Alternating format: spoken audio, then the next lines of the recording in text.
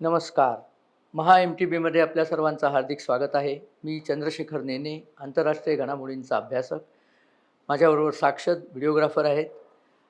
आता पुनश्च बांगलादेश म्हणजे 10 ऑगस्टला मी बांगलादेशवरचा तो व्हिडिओ केला होता. त्याच्यामध्येच म्हटलं होतं, की हा जो सगळा बांगलादेशातला उद्रेक आहे, हा विद्यार्थी उद्रेक नसून याला अमेरिकेची फूस आहे आणि शिवाय पाकिस्तानची जी ISI आहे, इंटर सर्व्हिसेस इंटेलिजन्स म्हणजे पाकिस्तानची गुप्तचर संस्था, त्यांनीसुद्धा या प्रकारात मदत केलेली आहे. आणि आता ते मी तेव्हा जे सांगितलं होतं, त्या सगळ्याचे पुरावे बाहेर यायला लागलेले आहेत. अनेक मीडियामध्ये बातम्या पण त्याच्या पसरलेल्या आहेत. खूप आधीपासनं हे सगळं करण्याचं प्लॅनिंग झालं होतं. प्लॅनिंग तर इतकं आधीपासनं होतं, की निवडणुकीमध्ये शेख हसीना जर विजयी झाल्या, तर दंगे माजवायचे आणि दंगे माजवून त्यांना बेदखल करायचं सत्तेतनं, असं प्लॅनिंग ठरलं होतं. बरं, विरोधी party Bangladesh national party Khalida झियाची जी आहे, त्या अध्यक्ष आहेत त्या पार्टीच्या. 84 वर्षाच्या तरुण अध्यक्ष आहेत त्या. तर त्यांनी सांगितलं होतं, की आम्ही निवडणुकीत भाग घेणार नाही. कारण त्यांना खात्री होती, की आपण निवडणुकीत पराभूत होऊ. शेख हसीना वाजेद यांच्या प्रधानमंत्रीपदाच्या 10 वर्षाच्या कार्यकाळामध्ये 10हून जास्त वर्ष त्या पंतप्रधान आहेत. बांगलादेशची आर्थिक परिस्थिती खरोखरच खूप वरती आली होती. तिथे बांगलादेश म्हणजे तुम्हाला माहिती असेल, की आपल्याला इतिहासापासून माहिती आहे जुन्या काळापासून, की ढाक्याची मलमल जगप्रसिद्ध आहे. तर एकूण विणकर जमात जी आहे किंवा ज्यांना उत्तम सूत विणता येतं, सुताचं कापड तलम करता येतं, असे लोकं बांगलादेशमध्ये म्हणजे तेव्हाचा ढाका अनेक खूप मोठ्या प्रमाणात होते. त्यामुळे बांगलादेशी लोकांच्या हातात हे जे स्किल आहे, की उत्तम टेक्स्टाईल बनवायचं, त्याचाच वापर करून शेख हसीनांनी टेक्स्टाईल मॅन्युफॅक्चर मुख्य म्हणजे टेक्स्टाईलचे बनवलेले तयार कपडे याचं मॅन्युफॅक्चर करून ते पाश्चिमात्य देशांना विकण्याचा एक फार सुंदर कार्यक्रम आखला होता आणि तो एक यशस्वी कार्यक्रम होता. पाश्चिमात्य देशांमध्ये म्हणजे अमेरिका आणि युरोप या लोकांमध्ये बांगलादेशसारख्या देशांना एक विशेष कोटा दिला जातो. त्याला म्हणतो अगोवा कोटा का असं काहीतरी नाव आहे, की या देशांना आफ्रिका आणि आशियातल्या गरीब देशांकरता हा कोटा असतो, की तुम्ही जे बनवून कपडे वगैरे आम्हाला द्याल त्याच्यावरती आम्ही ड्युटी कमी लावू किंवा माफ ड्युटी करू. तर त्या निमित्ताने तुम्हाला आमचं मार्केट मिळेल. आणि उत्तम शिलाई, उत्तम कापड आणि एकूण मापं वगैरे त्यांना बरोबर पुरवली, तर ते फार चांगल्या तऱ्हेचे तयार ड्रेसेस मी स्वतःसुद्धा अमेरिकेला गेलो तर तयार ड्रेसेस ज्या मॉलमध्ये मिळतात, तिथे मेड इन बांगलादेशचे कितीतरी चांगले ड्रेस आपल्याला दिसायचे. जॅकेटपासनं पॅन्टपासनं सगळ्या गोष्टी.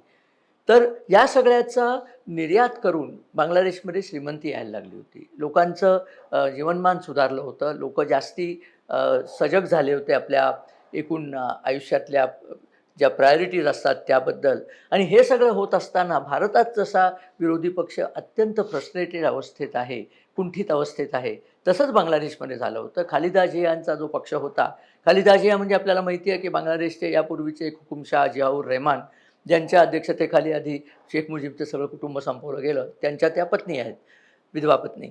तर त्यांना कळत होतं, की आपल्याला कोणी आता विचारणारच नाही. जसं इथल्या विरोधी पक्षाला कळलं होतं, की आपल्याला कोणी विचारणार नाही. कारण मोदींच्या एकूण नेतृत्वामध्ये देशाची आर्थिक प्रगती इतक्या झपाट्याने होती आहे. शिवाय देशामध्ये सुधारणा होत आहेत, देशामध्ये इन्फ्रास्ट्रक्चर बनतंय भारतामध्ये. तर त्यामुळे विरोधी पक्षांची निवडून येण्याची स्पेस कमी-कमी होत गेली. तसंच बांगलादेशमध्ये झालं होतं. आता हा बांगलादेशमधला भाग झाला. इकडे अमेरिकेमध्ये काय चाललं होतं, तर बायडनना पुन्हा निवडून यायचं होतं आणि बायडनना जी माती खायला लागली अफगाणिस्तानमध्ये, त्यातनं सगळ्या जगभर अमेरिकेची चिथू झाली आणि हे पुसून टाकायचं, तर या भागामध्ये काहीतरी करून दाखवलं पाहिजे, अशी त्यांच्यावरती एक सक्तीच म्हणा लागली गेली. आणि मग ते काय करायचं, तर जिथे जमेल तिथे अस्थिरता निर्माण करायची. कारण भारत फार जोमाने प्रगती करतोय आणि पंतप्रधान नरेंद्र मोदींची लोकप्रियता आता बायडन तर जाऊच दे, सगळ्या जागतिक नेत्यांच्याही पुढे त्यांची लोकप्रियता पोचलेली आहे. तर याची एक असूया देखील त्यांच्या मनात होती. आपल्याला आठवतो का तो व्हिडिओ ज्याच्यात बायडन स्वतः नरेंद्र मोदींचं लक्ष वेधून घेतात, की "अहो मला पण तुमच्याशी बोलायचं आहे." तो खूप व्हायरल झालेला व्हिडिओ आहे. तर असं असताना कुठे जमेल तिथे आपण उद्रेक करून आणायचा ही अमेरिकेची पूर्वीपासून भूमिका आहे. ही काही आत्ताचीच भूमिका नाही आहे. त्याप्रमाणे त्यांनी आणि हाताशी कोणाला धरलं तर पाकिस्तानची ISI ही जी भाडोत्री संस्था आहे इंटर सर्व्हिस इंटेलिजन्स त्यांच्या लोकांना हाताशी धरलं. पाकिस्तानचे ISIचे जे सर्वेसर्वा आहेत त्यातले बरेचसे लोकं 71च्या लढाईत मार खाऊन परत गेलेले लोक आहेत. आणि त्यांना त्या लढाईच्या अपमानाचा वचपा काढायचाच होता. म्हणजे त्यांना बांगलादेशींवरती काढायचा होता आणि भारतावरती काढायचा होता. त्यामुळे ISIचे गुंड त्यांनी बांगलादेशमध्ये घुसवले आणि त्या गुंडांच्या करवी शस्त्रास्त्र पुरवठा कोणी केला तर कुकी चीन नॅशनल फ्रंट नावाचे काही दहशतवादी आहेत. कुकी म्हणजे कोण कळलं का? मणिपूरमध्ये ज्यांचा ड्रग्सचा व्यवसाय आहे आणि ज्या ड्रग्सच्या व्यवसायावर टाच आणली म्हणून ज्यांनी मणिपूर पेटवण्याचा प्रयत्न केला ती ब्रह्मदेश म्हणजे म्यानमारमधली कुकी नावाची एक जमात आहे. तीच म्यानमारची सीमा बांगलादेशला सुद्धा मिळते, त्यामुळे ते कुकीसुद्धा यांच्या विरोधात होते. तर त्यांना शस्त्र पुरवली. ती शस्त्र कुकींकडनं ती बांगलादेशामध्ये आली आणि बांगलादेशामध्ये जे विद्यार्थी आंदोलन म्हणून जे पेटवलं गेलं होतं, त्या आंदोलनामध्ये शस्त्रास्त्राचा पुरवठा झाला. आणि हे सगळं होणार याची पूर्वकल्पना अमेरिकेने त्यांच्या काही सिलेक्टेड मित्रांना दिली होती.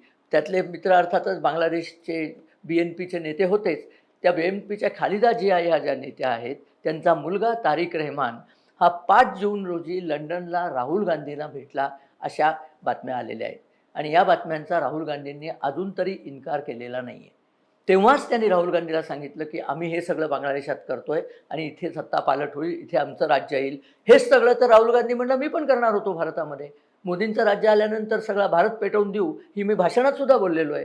तर त्याची रंगीत तालीम लक्षात ठेवा, त्याची रंगीत तालीम म्हणून हे बांगलादेशामध्ये घडणारे हे राहुल गांधींना आधीपासूनच माहिती होतं. आणि आपले विरोधी पक्ष जे मूग गळून बसले होते ते त्या करतात, की त्यांना हे सगळं हवंच होतं. बांगलादेशामध्ये हा आगडोंब उसळला. त्याच्यामध्ये जेव्हा जुलैच्या मध्यावरती बांगलादेशामध्ये प्रचंड प्रमाणावर पूर आले, ते पूर आल्यानंतर सैन्य अडकून पडलं, म्हणजे पुराकरता सर्व्हिसेस द्यायला सुद्धा अडकून पडलं. त्यावेळेला त्यांनी विद्यार्थी आंदोलन जे इतके दिवस हिंसक नव्हतं ते हिंसक केलं.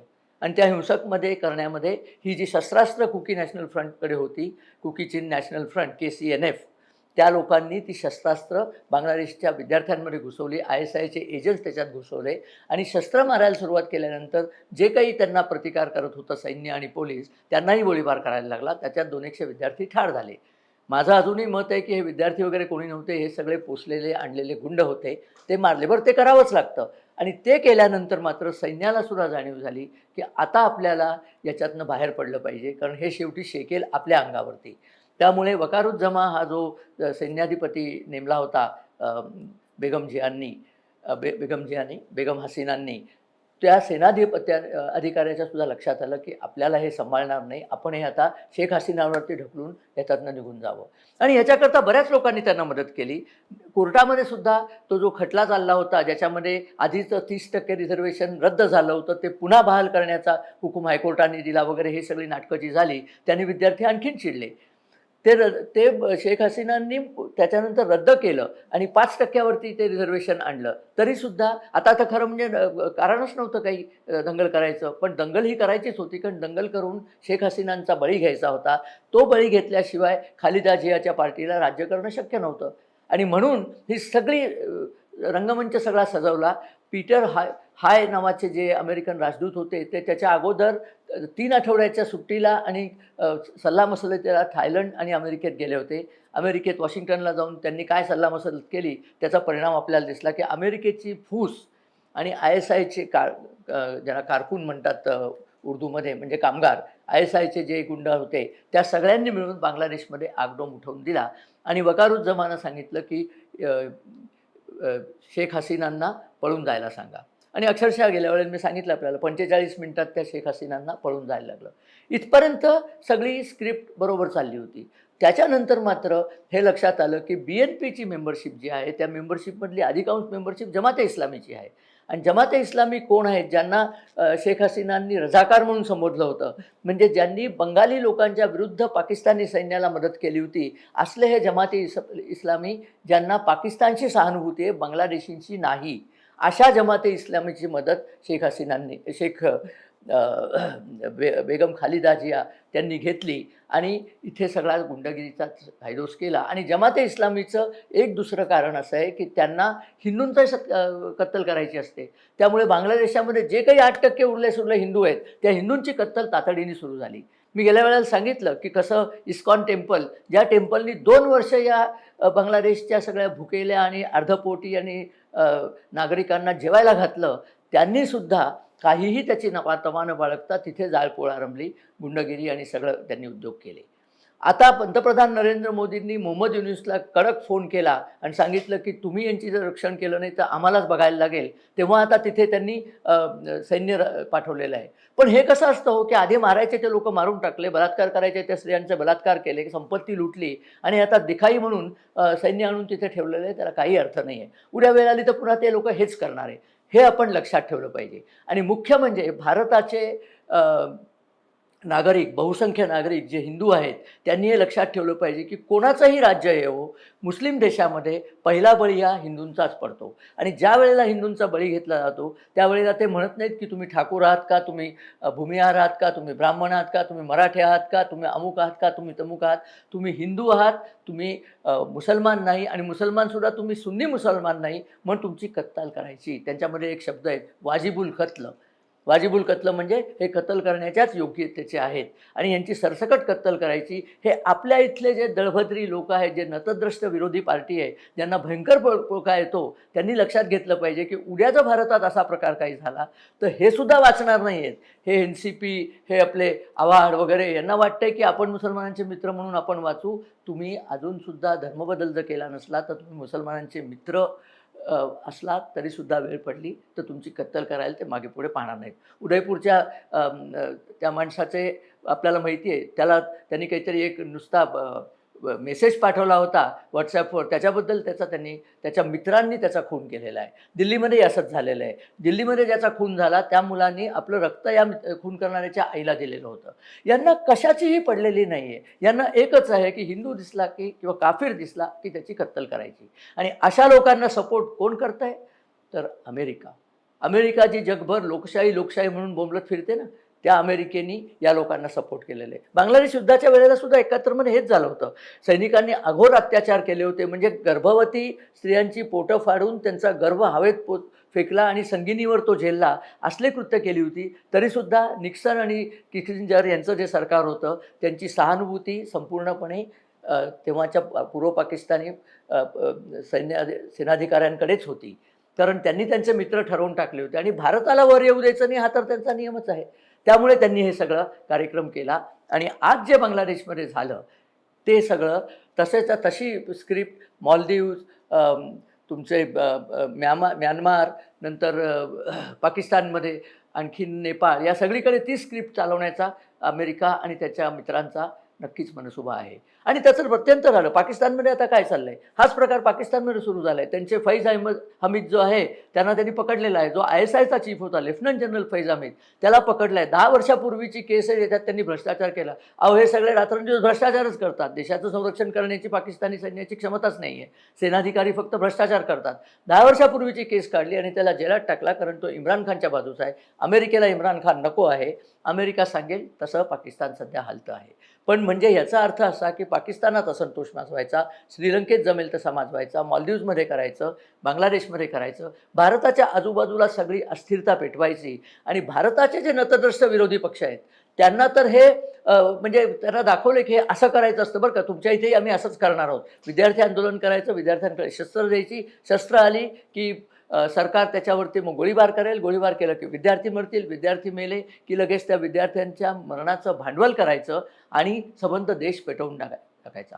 ही जी राहुल गांधींची आंतरिक इच्छा आहे, जी त्यांनी व्यक्तच केली की मला देश पेटवायचा आहे, हे पेटवणारे मशालजी जे आहेत यांचंच आता आपल्याला काहीतरी केलं पाहिजे. कारण हे या आता महाराष्ट्रात सुद्धा निवडणूक आहेत. महाराष्ट्रात तर काय सगळा आनंदच आनंद चालला आहे. बरं, यांना उघडं पाडावं तेवढ्याकरताच मोदींनी हा जो वक्फचा नियम आता बदलायचा चालला आहे, वक्फ कायदा बदलायचा चालला आहे, तो आता JPCकडे पाठवला आहे. कारण JPCकडे पाठवला की जे पार्टी गुप्तपणे होते, म्हणजे शिवसेनेचंच उदाहरण घ्या, शिवसेनेचे जे आपले खासदार होते ते त्या दिवशी मुळे मतदानालाच गैरहजर राहिले होते किंवा चर्चेलाच गैरहजर राहिले होते, तसे आता कातडी बचाव भूमिका घेता येत नाही. आणि त्यामुळेच उद्धव ठाकरेंनी सांगूनच टाकलं की वक्फची भूमी 1 इंच भूमी मी देणार नाही. अरे तुम्ही कोणाच्या बाजूने भांडताय? तुम्ही इंच भूमी कोणाची देणार नाही आहात. तुम्ही तुमची भूमी जी लुटलेली आहे ती सुद्धा परत घ्यायला तुम्ही प्रतिबंध करताय. म्हणजे तुम्ही हिंदूंच्या बाजूचे नाही, हे उद्धव ठाकरे मोठ्या मोठ्याने ओरडून सांगतायत. तुमच्या लक्षात आलं का, बांगलादेशचा जो इन्सिडेंट झाला त्या इन्सिडेंटच्या मागे कितीतरी पार्टीज होत्या. भारतातल्या विरोधी पक्ष त्यांच्या बाजूने होते. बांगलादेशांमधल्या हिंदूंच्या हत्यांबद्दल सुद्धा इथल्या सगळ्या थोर लडकी हूँ लड सकती हूँ, नंतर उद्धव ठाकरे जे आमचं हिंदुत्व वेगळं वगैरे म्हणतात, एक शब्द काढलेला नाही आहे त्यांनी. त्यांनी अजिबात म्हटलेलं नाही की त्यात हिंदू मेले. हा एक जो प्रकार आहे तो आपल्याला लक्षात घेतला पाहिजे, की या लोकांची सहानुभूती तुम्हाला नाही. भारतातल्या सगळ्या हिंदूंनी हे लिहून घेतलं पाहिजे, की हे लोकं जर राज्यावरती आले, येणार नाही अशी माझी अपेक्षा आहे. पण हे राज्यावरती आले तर जे बांगलादेशात आज हिंदूंचं चाललंय तेच तुमचं आणि आमचं होणार आहे. तुमचे आमचे मुलीबाळी सुरक्षित राहतील अशा भ्रमात राहू नका. कारण या लोकांना त्यांची काही पडलेलीच नाही आहे. कृपा करून ह्याच्याकडे लक्ष द्या. माझ्या गेल्या व्हिडिओवरती एक फार सुंदर कमेंट कैलास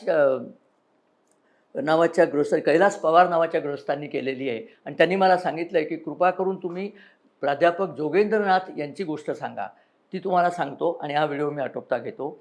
जिना जेव्हा पाकिस्तान बनवत होते, तेव्हा जिनांनी अशी लालूच दिली होती, की जे SC-ST ग्रुप आहे म्हणजे शेड्यूल कास्ट लोकं जी आहेत, त्या लोकांना आम्ही पूर्ण संरक्षण देऊ. कारण शेड्यूल कास्ट आणि मुस्लिम एकाच लेव्हलवरती ठेवले जातात भारतात. भारतातले सवर्ण मुस्लिमांना आणि शेड्यूल कास्टना कुठेही मोजत नाहीत. शेड्यूल कास्ट लोकांचे तेव्हाचे बाबासाहेब आंबेडकर जसे नेते होते, तसे एक जोगेंद्रनाथ मंडल नावाचे बिहार, पश्चिम बंगालमधले एक नेते होते. ते जिनांबरोबर पाकिस्तानात गेले. ते म्हणले, की माझं पूर्ण समर्थन आहे आणि जिनांनी सांगितलं होतं, की लाहोरमधली जी शेड्यूल कास्ट मंडळी आहेत, त्यांना आमचं पूर्ण समर्थन आहे. फक्त एक करायचं, त्यांनी आमचे संडासच साफ करायचे. आयुष्यात त्यांना दुसरं काहीही करता येणार नाही. कारण आमचे संडास आम्ही साफ करणार नाही. त्याला तुम्ही त्यांचाच शब्द आहे, तुम्ही खालच्या जातीतल्या लोकांनीच ते काम करायचं. ते काम तुम्ही करत राहाल, तेव्हा आम्ही तुम्हाला जिवंत ठेवू. ते काम तुम्ही सोडलं तर तुमची कत्तल होईल.